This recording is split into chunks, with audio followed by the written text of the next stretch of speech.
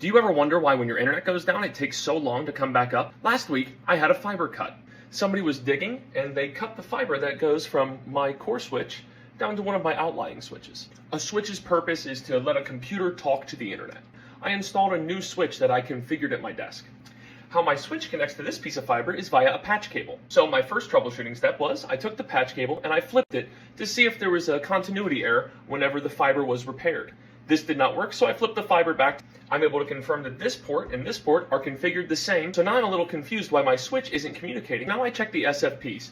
The SFP is a laser that shoots down these patch cables and the fibers so that the switches can communicate together. I verified that my SFP works here by switching these connections, and that communication starts immediately. Now I go out to this switch and I realize that this SFP is a 10-kilometer SFP. Switch A is a 1-kilometer SFP. So it can't communicate because there's a mismatch. At this point, I sprint back to my truck. I grab that 1-kilometer SFP, I throw it in my switch, and sure enough, it does't work. So now I'm racking my brain. I got a new SFP, I take it inside, I know the SFPs are good, I know they communicate, I know that this fiber is re-spliced, I can see the light coming up. So now I'm getting desperate. I go to outlying switches that are unrelated from this issue, and I start checking their configurations to see what I'm missing. After hours of troubleshooting, I take the patch cable from this switch, plug it into this switch, and it works immediately.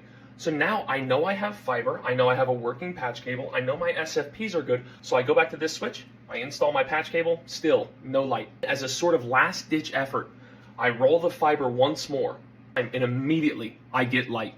My switches are connected, my network is up. So why did it take me so long to do the very first step that I tried? Since that didn't work, I ruled it out. Now, if I would have realized that this was the incorrect SFP, replaced it, then rolled the fiber, my switch would have came up immediately. But instead, I burned 2 hours because I didn't think to go back and double check that first fiber patch again. But when you're troubleshooting, you've tried the basics, it doesn't hurt to go back and try the basics again. Anyway, see you later.